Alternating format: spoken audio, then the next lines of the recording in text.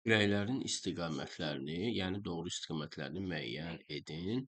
Demək, şimal passat, bildiğimiz şimal passatda tropiklərdən ekvatora əsən küləklər olur. Şimal passat küləyi şimal-şərqdən cənub-qərbə əsir, amma burada isə, yəni istiqamət belə olmalı idi. Buna görə burada yanlış olacaq, bunu seçmirik.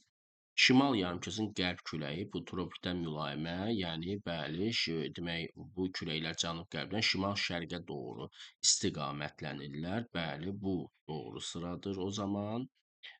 Cənub passat, bu da demək cənub passat küləkləri də bayaq dediyimiz küləklər cənub-şərqdən şimal-qərbə əsir. Bəli, bu doğru sıradır. Bu zaman biz bunu doğru sayacağıq burada bu küləyi. Növbəti cənub yarımkəsi qərb küləyi bu, demək tropikdən mülayimə əsən, amma belə deyək də şimal-qərbdən cənub-şərqə doğru getməlidir.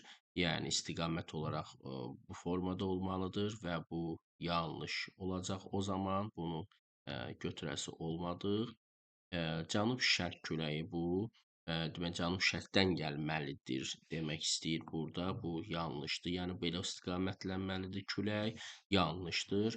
Şimal-şərq küləyi bu da şimal-şərq demək tərəfdən əsməlidir. Yəni belə çıxır ki, və bu da yanlış göstərilir.